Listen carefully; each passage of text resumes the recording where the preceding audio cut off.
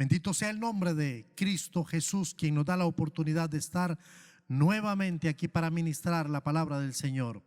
En esta ocasión quiero compartir una historia en el libro de Daniel que va a enseñarle a la iglesia sobre un tema que he estado considerando válido, importante y muy presente. Pero antes vamos a orar. Permítame bendecirlo. Padre, quiero darte la honra y la gloria. Quiero decirte que tú eres bueno y que para siempre es tu misericordia.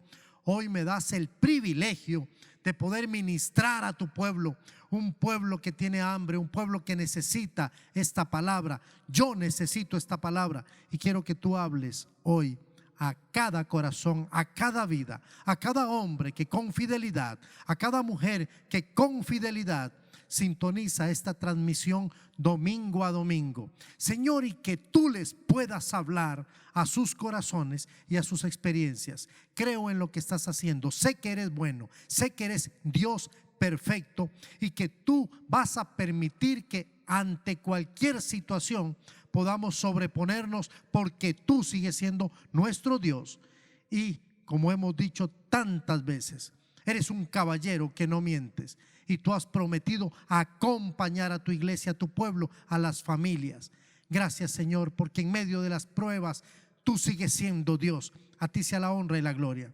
Bendigo al pueblo de Dios en cualquier lugar, en cualquier parte donde hoy se reúnan para adorar y para exaltar el nombre poderoso de Cristo Jesús, nuestro Señor y Salvador. Oramos en el poder del Espíritu Santo y en el nombre de Cristo Jesús, nuestro Señor y Salvador. Amén y amén. Prepárese y por favor vaya al libro de Daniel, capítulo 3. Quiero guiarle hoy a través de una lectura y quisiera que usted esté preparado allí en el capítulo 3. El subtítulo, no el título del mensaje, sino el subtítulo que la editorial nos ha regalado es Rescatados del horno de fuego. Y yo quiero decirle de qué se trata este mensaje. Este mensaje que voy a compartir en esta ocasión con ustedes, amados y amadas, familia linda, queremos titularle, o le hemos titulado, A Prueba de Fuego. Dice la Biblia en Daniel capítulo 3 versos 16 y 18: Sadrac, Mesac y Abed-Nego respondieron al rey Nabucodonosor diciendo: no es necesario que te respondamos sobre este asunto. He aquí nuestro Dios, a quienes servimos, puede librarnos del horno de fuego ardiendo, y de tu mano, oh rey, nos librará. Y si no, sepas, oh rey, que no serviremos a tus dioses, ni tampoco adoraremos la estatua que has levantado. Aleluya, gloria a Dios. ¿Qué está pasando en esta historia? Bueno, vamos a tratar de meterlos un poquito en el contexto. El rey Nabucodonosor había decidido levantar una estatua, y esa estatua tenía como propósito que todas las personas del reino pudiesen verle y adorarle. ¿Sabe lo que estamos diciendo? Estamos diciendo que esa estatua sustituiría al Dios Todopoderoso, porque todas las personas tendrían que inclinarse a ella y adorarle. Pero habían hombres que estaban determinados, que estaban definidos, que tenían convicciones para no hacerlo. Y esto da pie al título de este mensaje: A Prueba de Fuego.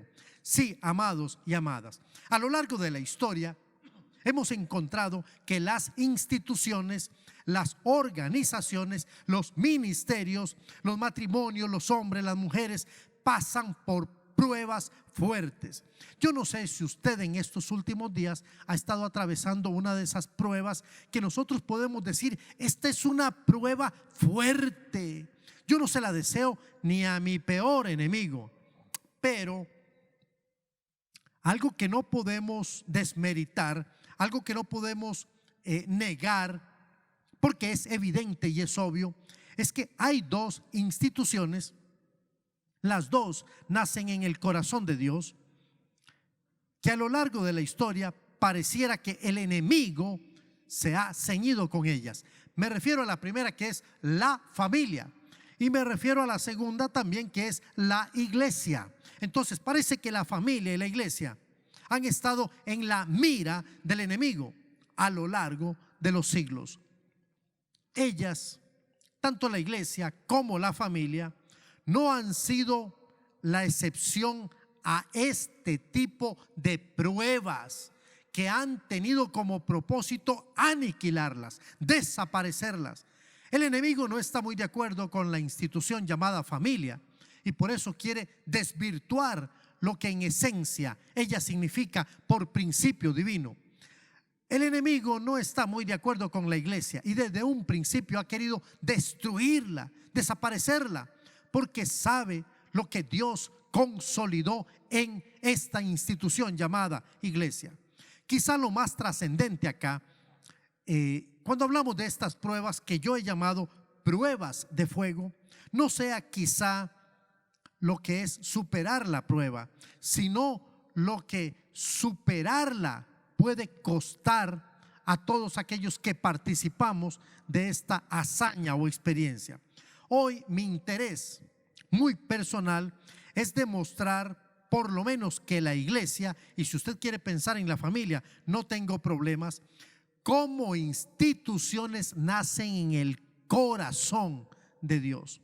Y Dios les ha dado las herramientas, les ha dado las posibilidades de sobreponerse a todas aquellas pruebas, aun aquellas que podemos denominar pruebas de fuego. Y no solamente sobreponerse, sino permanecer. Y lo va a hacer hasta el día de Jesucristo. Nuestra amada congregación es un testimonio fehaciente de lo que estoy compartiendo.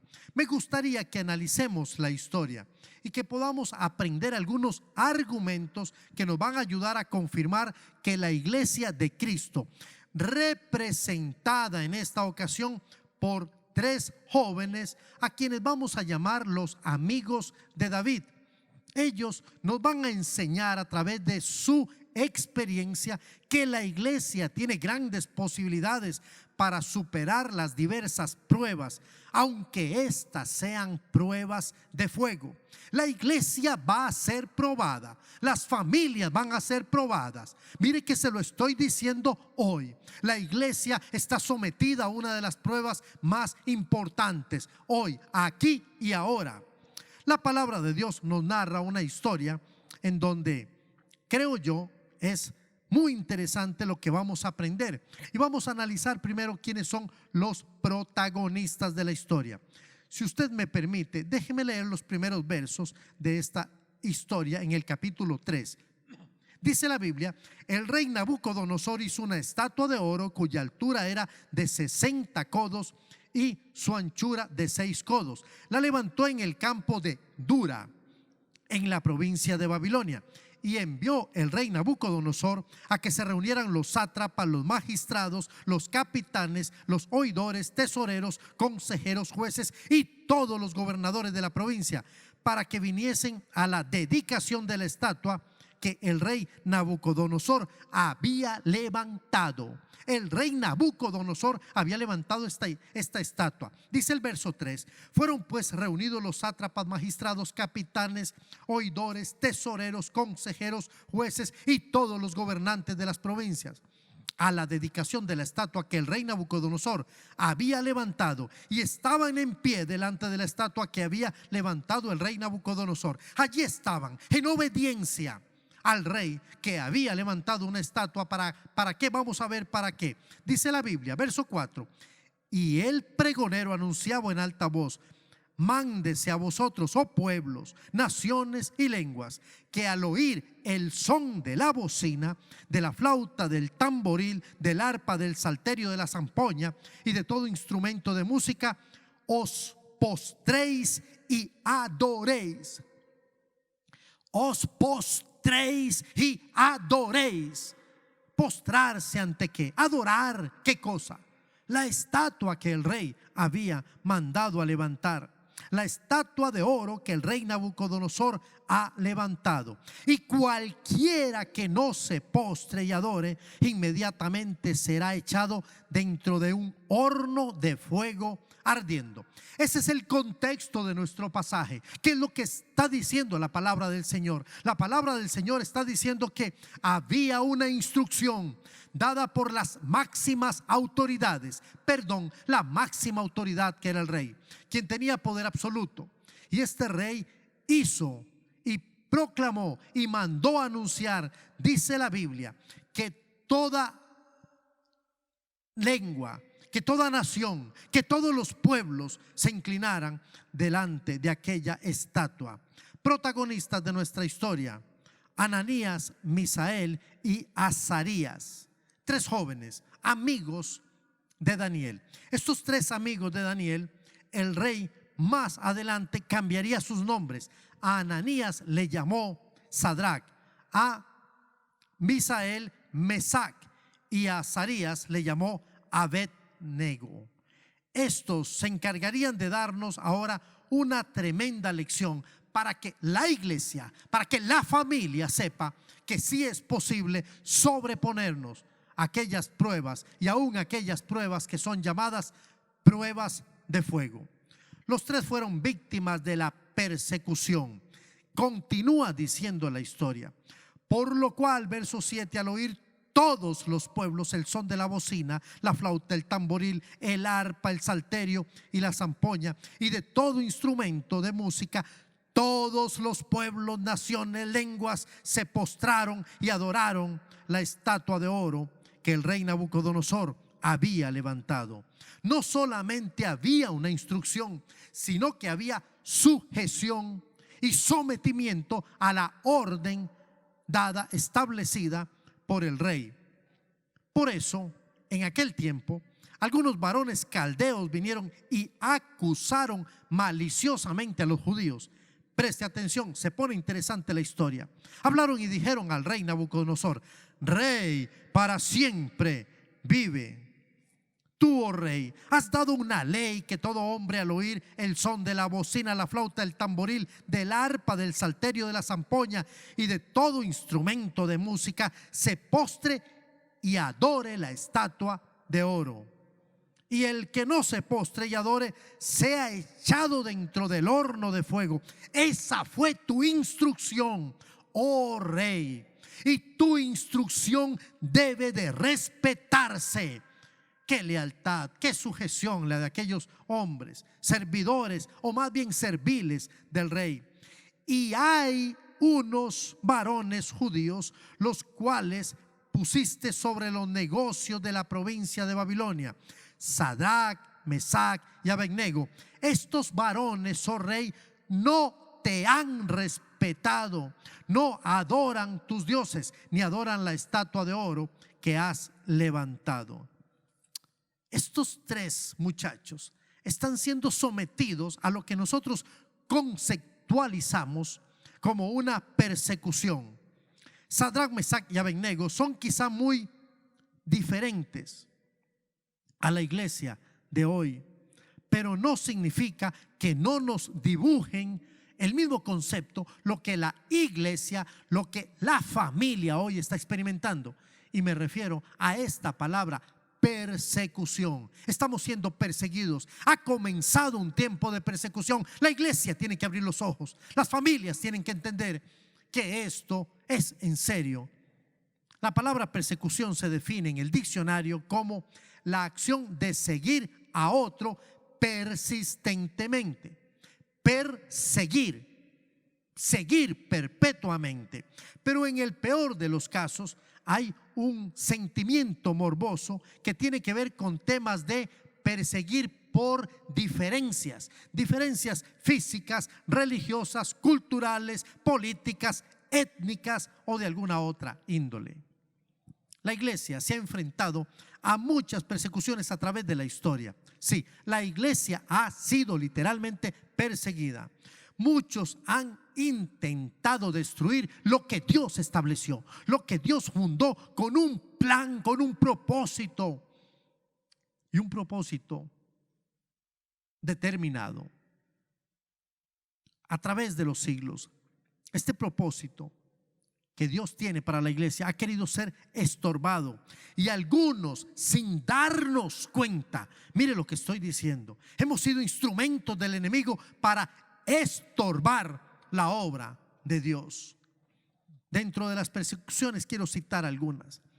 Por ejemplo, el Imperio Romano, durante muchos siglos, aproximadamente unos 3 siglos y medio, asedió a la iglesia de Cristo, tratando de aniquilarla. Durante esos años, la iglesia fue víctima no solo del ataque externo del Imperio Romano, donde hubo una cantidad de mártires impresionante. Durante todos esos años, la iglesia fue atacada desde afuera, pero también desde adentro. Hubo muchas corrientes filosóficas que desde adentro estaban tratando de dividir y contrarrestar las enseñanzas de los apóstoles que habían recibido directamente de Jesús. Entre estos estaba el famoso gnosticismo, que desde adentro intentaba dañar a la iglesia de Jesucristo. Siguieron los años y en los siglos siguientes, sistemas mundiales como el socialismo y el marxismo, entre otros, se dieron la tarea de perseguir a la iglesia, calificada por algunos como el opio del pueblo, por ejemplo. Pero, ¿qué decir de sistemas como el capitalismo, con todos sus antivalores? Han sido perseguidores de la iglesia y se han filtrado para dañar la iglesia de Jesucristo. Las dictaduras en nuestros días, la evidente crisis de valores, incluyendo por ejemplo la tecnología con su internet y todas sus ofertas. ¿Qué experimentaron nuestros protagonistas? Persecución. Los 3 varones enfrentaron una persecución ideológica, o sea, tienen que creer como nosotros, tienen que hacer como nosotros, tienen que adorar lo que nosotros establecemos que tienen que adorar.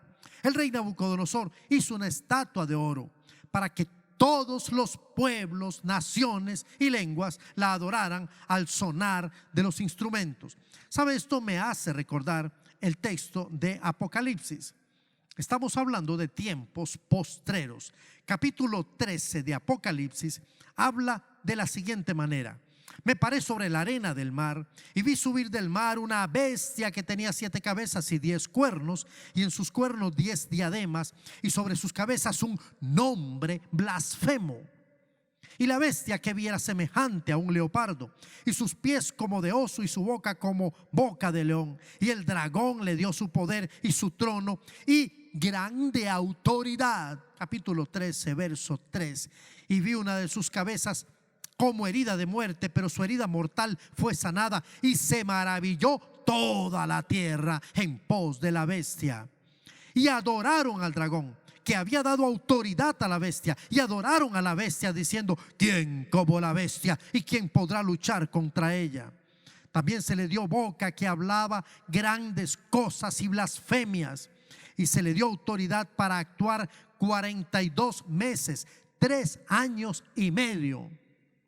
Y abrió su boca en blasfemias contra Dios, para blasfemar de su nombre, de su tabernáculo y de los que moraban en el cielo. Y se le permitió hacer guerra contra los santos y vencerlos. También se le dio autoridad sobre toda tribu, pueblo, lengua y nación. Y la adoraron todos los moradores de la tierra, cuyos nombres no estaban escritos en el libro de la vida del Cordero, que fue inmolado desde el principio del mundo. Si alguno tiene oídos, oiga, dice la palabra del Señor. Volvemos a Daniel y vemos el paralelismo que hay entre este evento años atrás, muchos años atrás, incluso años atrás de la venida de Jesucristo a la tierra. Y ahora vemos cómo Apocalipsis nos está hablando de una situación muy similar.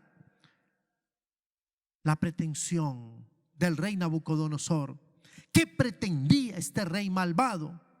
Bueno, en primer lugar, atraer el corazón de los hombres a esa época, de esa época, a la imagen de un Dios inerte pero relativamente atractivo. Mire lo que estoy diciendo. Él quería atraer las miradas y la adoración de aquellos hombres, de sus súbditos, de los pueblos, de las naciones, de toda lengua, para que pudiesen ver a este Dios con minúscula, inerte, pero que era relativamente atractivo. Era una estatua de oro, y dígame si el oro no llama la atención. El mundo nos satura hoy con todo tipo de deidades, divinidades, de diositos que resultan atractivos. Y déjeme mencionar algunos, y usted me dirá si está de acuerdo conmigo o no. La tecnología, por ejemplo, la tecnología de punta y su principal arma, que es el internet. ¿Cuántos de nosotros hoy podemos decir: yo no vivo sin la tecnología? Porque la tecnología nos resuelve la vida. Compramos, vendemos, estamos en casa y todo lo hacemos desde el confort de nuestro sillón. El internet se ha vuelto una necesidad. Hombres grandes, chicos, gordos, feos, flacos, gordos, no importa quién sea, todos hoy estamos sumidos en esta maraña llamada internet y dependemos de ella. Cuando hablamos de las modas como dioses pequeños que se levantan, las marcas, los automóviles, las tarjetas de crédito ilimitadas, muchos dependen hoy, su vida depende de una tarjeta, llámese como se llame. El consumismo, todos tenemos la necesidad de tener, digo la necesidad de tener, no que necesitemos lo que vemos, pero tenemos la necesidad de tener, al margen de cómo pueda estar la situación económica de una familia. Cuando hablamos del sexo extramarital, para muchos esto se ha convertido en su Dios, pecados que se convierten en sus dioses. Los viajes que nosotros nos imponemos como necesidades. Y cuando hablamos de la familia, de los estudios y el trabajo, usted dirá: ¿pero qué tiene eso de malo? Bueno, cuando son colocados como prioridad, inclusive antes que Dios, se convierten en ídolos, en pequeños dioses. ¿Qué quería el rey con lo que estaba pretendiendo? Atraer el corazón y las miradas de estos hombres hacia la imagen de un Dios inerte, pero sumamente atractivo. Pero también quería que todos estos hombres adoraran a un Dios que no es Dios. Cuando leo Primero de Reyes capítulo 18, versos 21 al 29, me doy cuenta de que el profeta Elías se levanta para denunciar y para decir para hacer la gran pregunta: ¿hasta cuándo claudicaréis entre dos pensamientos? Ustedes tienen que definirse y tienen que reconocer quién es el verdadero Dios. Y le dijo a los profetas que estaban allí, 450 de Baal, 400 de Acera, y al pueblo de Israel en el monte Carmelo: si Baal es Dios, id en pos de él, sigan a Baal, vayan detrás de él. Pero si Baal no es Dios y Jehová es vuestro Dios, entonces seguid a Jehová, pero seguidle con integridad y de verdad. Finalmente, este rey malvado, quería reconocer y validar algo que sencillamente estaba muerto: un Dios de oro que él mismo había mandado a levantar, y quería que todos lo adoraran como si fuera un ser vivo. ¿Sabe lo que hace la nueva era? Leyendo un poquito sobre esta doctrina presente, la nueva era es una mezcla de todo. La nueva era intenta darle valor a todo lo que parezca espiritualidad como algo legítimo. Lamentablemente, cuando la palabra de Dios nos describe lo que ella quiere para nosotros, nos dice que Dios solamente hay uno. Lamentablemente, esta filosofía está queriendo engañar y está arrastrando a muchas personas. Y muchos hombres y mujeres en las iglesias sin fundamento, sin base, sin deseo de profundizar en la palabra de Dios, están siguiendo a todas estas corrientes que se visten de bondad y de espiritualidad. La Biblia dice que Dios solo hay uno. Él es un Dios creador, es Dios sobre el cielo y la tierra, y es el Dios creador de todo cuanto en ella hay. Creo que esta es una de las persecuciones más fuertes que hoy tiene la iglesia. Hoy la iglesia no está perseguida necesariamente porque nos siguen con pistolas, con perdigones, con palos. Quizá todavía no, pero hay una persecución ideológica que está minando de una manera muy importante en la vida de la iglesia. Desde los primeros siglos, las diferentes corrientes han intentado desvirtuar la obra de la cruz. Hoy este tipo de corrientes y de influencias satánicas nos han querido hacer ver lo malo como bueno, y lo han logrado, Hoy nosotros decimos, como en muchos otros tiempos no se dijo, bueno, esto no es tan malo, tenemos que ser más abiertos de mente. Eso lo han logrado estas corrientes, estas ideologías. Por ejemplo, la homosexualidad es un problema genético, dicen algunos, y nosotros hemos tenido que ir asimilando. Es un problema genético, no es la consecuencia del pecado, no. Es algo que está en los genes, las conductas aprendidas. Los amados, tenemos que llamar las cosas como son. Puedes vestirte como sea, pues al fin y al cabo el hábito no hace al monje. No te preocupes señorita, no te preocupes joven. Puedes venir a la iglesia y puedes ser lo que tú quieres y vestirte como te quieras vestir, porque el hábito no hace al monje. Pero alguien dijo, no lo hace, pero lo identifica. Nos han querido hacer ver lo inmoral como normal, como natural. Estas ideologías, dígame usted, amado y amada, si la iglesia, si la familia no está siendo hoy perseguida. La moda se ha introducido en nuestras congregaciones, anulando a los padres o por lo menos silenciándolos. Somos llamados a apreciar la verdad del evangelio. La iglesia necesita replantearse el tema del evangelio como un evangelio no negociable. El evangelio es la buena noticia de Dios y nosotros tenemos que aceptarla como buena noticia y no la podemos negociar, no debemos negociarla. Hemos caído en algunas negociaciones. El evangelio restaurador, tenemos que hablar del evangelio restaurador que tiene la capacidad de decirle al adúltero o la adúltera, al fornicario o a la fornicaria, vete y no peques más. No vamos a juzgarle, pero vamos a agregar y vamos a completar lo que Jesús dijo: vete y no peques más. Un evangelio que como consecuencia de su efecto logre que aquellos que le han robado a Dios y a su pueblo puedan decir con carácter, como dijo Zaqueo: he aquí, Señor, la mitad de mis bienes doy a los pobres.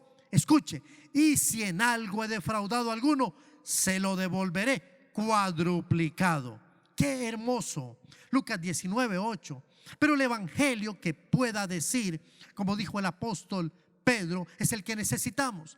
Capítulo 3 de Hechos: no tengo oro ni plata, pero lo que tengo te doy. En el nombre de Jesucristo de Nazaret, levántate. Esa es la autoridad de un hombre que vive en el poder del Espíritu Santo. Es muy probable que tener posturas definidas en cuanto a la verdad, a la moralidad, a la integridad, merezca pagar un precio, y un precio muy alto. Pero la historia bíblica nos garantiza que solo si estamos dispuestos a pagar este precio, entonces podremos sobreponernos a las pruebas más fuertes. Me refiero a las pruebas de fuego. Continuemos leyendo y veamos lo que pasó en esta hermosa historia. Entonces Nabucodonosor, verso 13 del capítulo 3, dijo con ira y con enojo: que trajesen a Sadrach, Mesach y Abednego. Al instante fueron traídos estos varones delante del rey. Habló Nabucodonosor, el rey, y les dijo: es verdad, Sadrach, Mesach y Abednego, que vosotros no honráis a mi Dios, ni adoráis la estatua de oro que he levantado. Ahora pues, ¿estáis dispuestos para que al oír el son de la bocina, la flauta, el tamboril, el arpa, el salterio y la zampoña y todo instrumento de música, os postréis y adoréis la estatua que he hecho? Porque les estoy dando otra oportunidad. ¡Qué gran misericordia la de Nabucodonosor!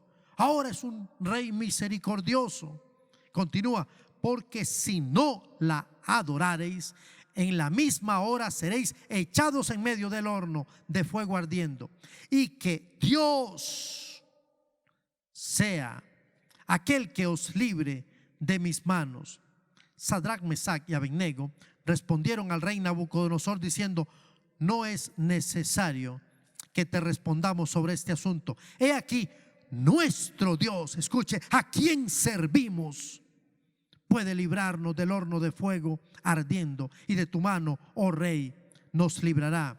Y si no lo hiciere, quiero que sepas, oh rey, que no serviremos a tus dioses, ni tampoco adoraremos la estatua que has levantado. Una prueba de fuego. Lo que les esperaba era el horno ardiendo.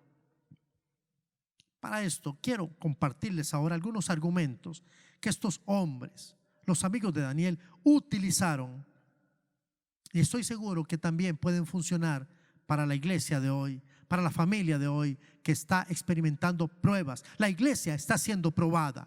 Lo he escuchado, lo percibo, lo sé. La iglesia está siendo probada, y esta prueba es una prueba de fuego. En primer lugar, Sadrach, Mesach y Abednego no comprometieron sus convicciones. Esto es importante.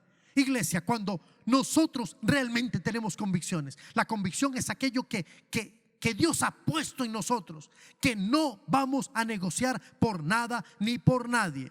Ellos no adoraron los dioses de Nabucodonosor porque tenían la convicción que su Dios era Jehová de los ejércitos. Dos, no adoraron la estatua que Nabucodonosor había erguido. Ellos tenían convicciones. Ellos entendían que la adoración era solamente para su Dios. Cuidado, iglesia. Cuidado si estamos coqueteando. Cuidado si no hemos entendido este principio divino. En segundo lugar, Sadrach, Mesach y Abednego habían determinado servir a Jehová. ¿Sabe? Para eso hay que tener seriedad, hay que tener actitud, compromiso y, como dije en días pasados, y sacrificio. Ellos tenían la absoluta confianza de que Dios, su Dios, les libraría del horno y también de la mano del rey. Dios puede librar a su iglesia. Dios puede librar a las familias. Dios nos va a librar. Él lo ha prometido. Él lo ha dicho. Y yo creo en la palabra de Dios. Ellos estaban completamente determinados que aun cuando no fuesen librados, tampoco adorarían la estatua. Eso se llama determinación. Estaban determinados a servir al Rey de Reyes y Señor de Señores, aun cuando este precio fuera su propia vida.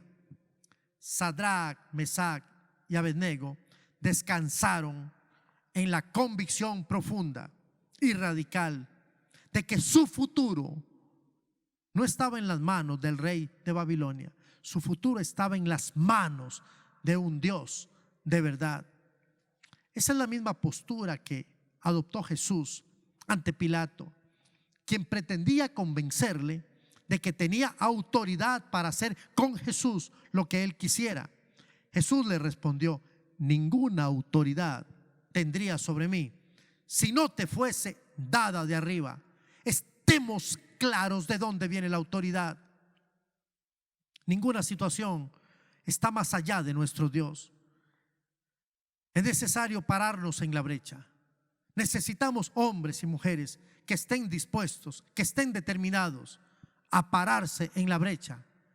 En los días de Ezequiel, el Señor nos recuerda que esto fue lo que faltó. Un hombre que estuviera dispuesto a pararse en la brecha. Dice la palabra de Dios: busqué entre ellos alguien que levantara un muro y se pusiera en pie en la brecha delante de mí, a favor de la tierra, para que yo no la destruyera, pero no lo hallé. 8 verso 22. Elías entendió. En Primero de Reyes, capítulo 18, verso 22, que él era ese instrumento.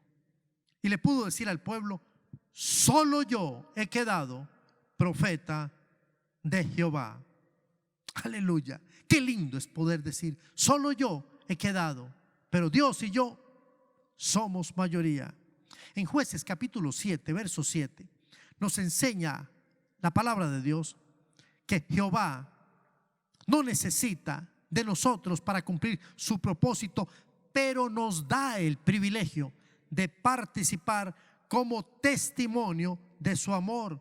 Dice el texto: entonces Jehová dijo a Gedeón: con estos 300 hombres que lamieron el agua os salvaré y entregaré a los madianitas en tus manos, y váyase toda la demás gente, cada uno a su lugar. Déjeme explicar el contexto. Dios había llamado a Gedeón para librar la batalla contra los madianitas, pero cuando tuvo la oportunidad de escoger, de elegir su gente, su equipo, Gedeón tenía 32,000 hombres preparados para la batalla, y el Señor le dio la victoria a Gedeón con el 1% de todo este ejército, 300 hombres. Eso hace Dios con hombres que están dispuestos a pararse en la brecha. Dios está a punto de actuar en su iglesia, la iglesia que a pesar de las pruebas de fuego, Él le da la capacidad, las herramientas y las armas para sobreponerse. ¿Por qué? Porque es su iglesia. Estos hombres, termina la historia diciendo, estos hombres no solamente tuvieron la bendición de determinarse por Dios, sino que dice la Biblia, verso 19: entonces Nabucodonosor se llenó de ira y se demudó el aspecto de su rostro contra Sadrach, Mesach y Abednego, y ordenó que el horno se calentara 7 veces más de lo acostumbrado, y mandó a los hombres muy vigorosos que tenía en su ejército que atasen a Sadrach, Mesach y Abednego para echarlos en el horno de fuego ardiendo. Estos entonces fueron atados con sus manos, sus cabezas, sus turbantes, sus vestidos, y fueron echados dentro del horno ardiendo. Y como la orden del rey era apremiante y lo habían calentado mucho más, la llama del fuego mató a aquellos que habían alzado a Sadrach, Mesach y Abednego. Y estos 3 varones, Sadrach, Mesach y Abednego, cayeron atados dentro del horno de fuego ardiendo. La prueba llegó. La prueba de fuego ahora era una realidad. Pero mire lo que dice la Biblia, y la iglesia tiene que decir aleluya. Entonces el rey Nabucodonosor se espantó y se levantó apresuradamente y dijo a los de su consejo: ¿no echaron a 3 varones atados dentro del fuego? Ellos respondieron al rey: es verdad, oh rey. Y él dijo: he aquí yo veo 4 varones sueltos que se pasean en medio del fuego sin sufrir ningún daño, y el aspecto del cuarto, aleluya, es semejante al Hijo de los dioses. ¿Sabe por qué? Porque Dios ha prometido y Dios cumple su promesa. Estos hombres fueron leales, fueron fieles, y el Señor estuvo con ellos. Iglesia, es tiempo de que nos levantemos, es tiempo de que continuemos en fidelidad, con seriedad. Hoy más que nunca son días importantes. No es tiempo de levantar nuestra voz y adorar a otros dioses que no existen, dioses muertos. Es tiempo de adorar a nuestro Dios con fidelidad. Él está a las puertas. Los hijos de Dios hemos sido llamados a una vida de obediencia incondicional.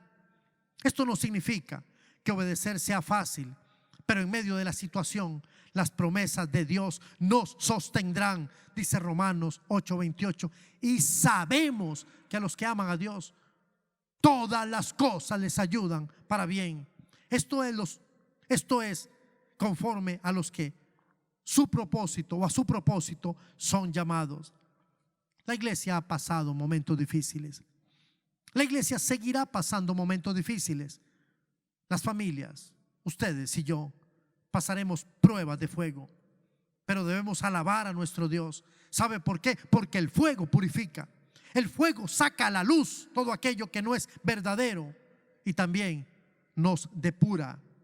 Nuestra historia nos confirma que Dios es fiel. Y así como libró a Sadrach, a Mesac y a Abednego, también lo hará con usted, con su vida, con su matrimonio, con su familia. Lo hará con nuestra iglesia y con todo aquel que se determine ser fiel al Dios verdadero. Romanos 8:18 le recuerda a usted: pues tengo por cierto que las aflicciones del tiempo presente no son comparables con la gloria venidera que en nosotros ha de manifestarse. Por favor, permítame orar y permítame bendecirlo, y decida en este momento, a pesar de las pruebas de fuego, continuar en fidelidad, en obediencia, con determinación. Que el mundo no siga esos dioses. No permita que la ideología que el mundo nos está queriendo meter sea quien nos doblegue. Vuélvase a la palabra, adore a Dios, sea fiel. Son días importantes para la iglesia y solamente los fieles podrán superar las pruebas de fuego.